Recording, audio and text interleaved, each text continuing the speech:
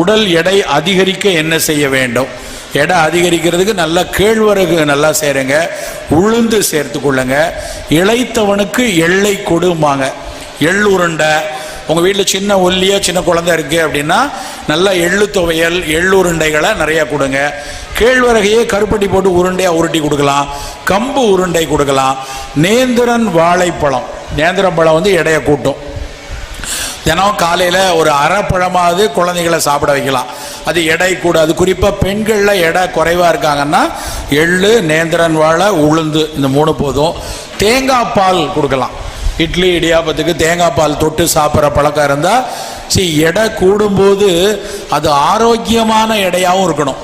பொதுன்னு புழக்கான்னு ஆகி அப்புறம் எடையை குறைக்க என்ன செய்யலாம் சார் அப்படின்னு அடுத்த வருஷம் நான் அந்த மீட்டிங்க்கு வரும்போது சீட்டு அனுப்பக்கூடாது.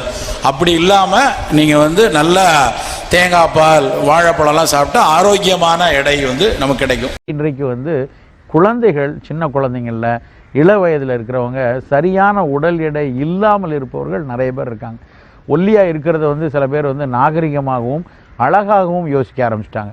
ரொம்ப மெலிந்து இருப்பதும் ரொம்ப ஒல்லியாக இருப்பதும், குறிப்பாக வந்து பெண் குழந்தைகள் வந்து நிறைய ஒல்லியாக இருக்கிறத வந்து ஒரு அழகின் குறியீடாக நினைக்க ஆரம்பிச்சிருக்காங்க. சரியான எடையில் அவர்கள் இல்லைன்னா அது வந்து ஒரு ஆரோக்கியத்திற்கான சவாலாக மாறி போயிடும்.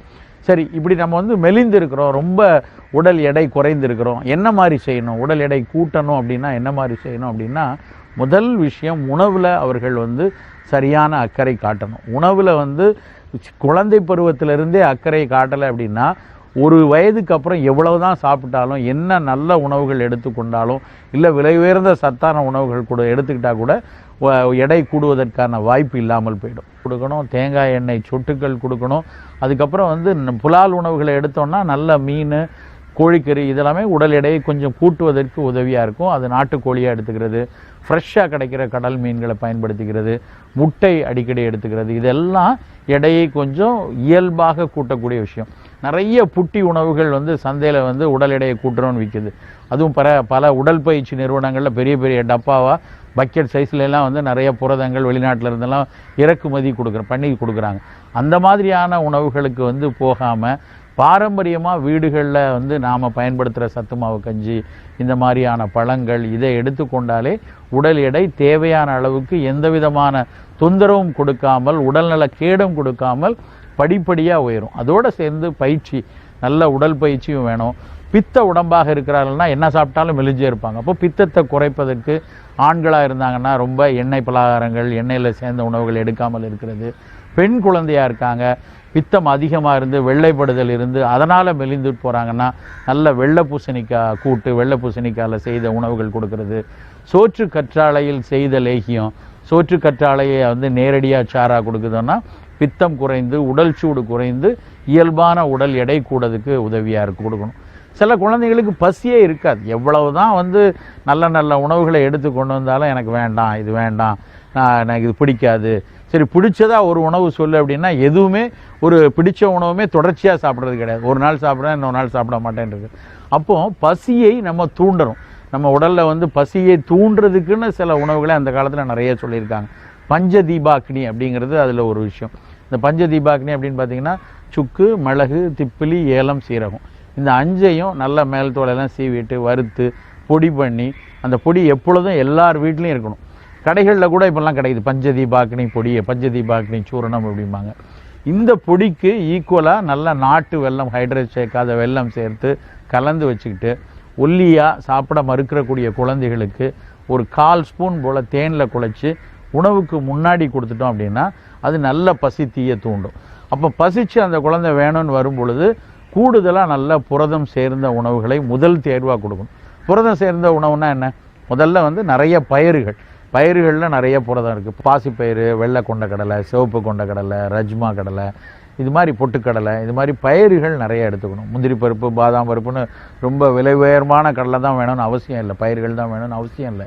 இந்த சாதாரண பயிர்களே உடல் எடையை கூட்டுவதற்கு நல்லாயிருக்கும். வெண்பொங்கலும் இட்லியும் கூட மிகச்சிறப்பான அளவில் உடல் எடையை கூட்டுவதற்கு உதவி செய்கிற ரொம்ப எளிய உணவுகள். அந்த உணவுகளை எடுத்துக்கொள்ளலாம்.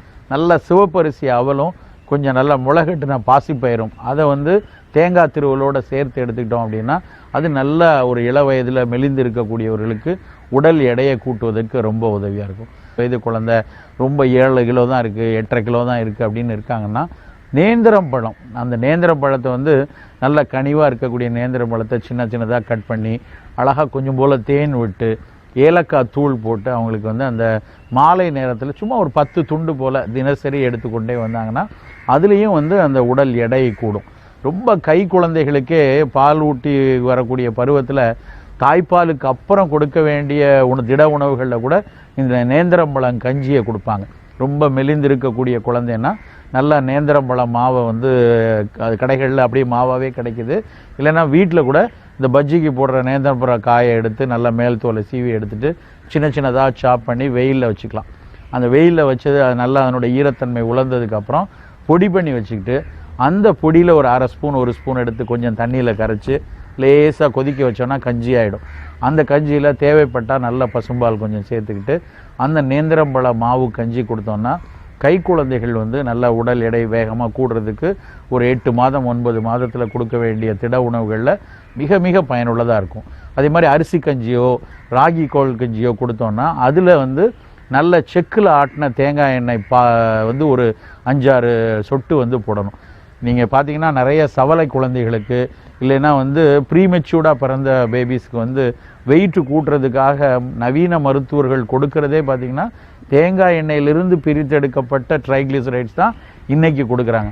ஆனால் நம்மளுடைய பாரம்பரியமாக என்ன சொல்லியிருக்காங்கன்னா திட உணவுகள் ஆரம்பிக்கும் போது எந்த கஞ்சி செஞ்சாலும் இந்த செக்கில் ஆட்டின தேங்காய் எண்ணெயை வந்து ஒரு 5-6 சொட்டு போட்டு கொடுங்க அப்படின்னு சொல்லியிருக்காங்க. இது மாதிரி வந்து அந்த சிறு வயதிலேயே நம்ம எடையை கூட்டிடணும். உறுதியாக இருக்கும். முதல் விஷயம் எடை குறைவாக இருக்கோன்னா ஆரோக்கியமாக இருக்கோமாங்கிறத குடும்ப மருத்துவரை பார்த்து உறுதிப்படுத்தி கொள்ளணும். ஆரோக்கியமாக இருக்கிறது உறுதியாக இருந்ததுன்னா இந்த மாதிரியான சின்ன சின்ன அக்கறைகளை தொடர்ந்து செய்துட்டு வந்தாலே மெலிந்த உடலில் நன்றாக ஒரு ஆரோக்கியமாக சரியான உடல் எடையும் கூடுவதற்கு உறுதியான வாய்ப்பு இருக்கும்.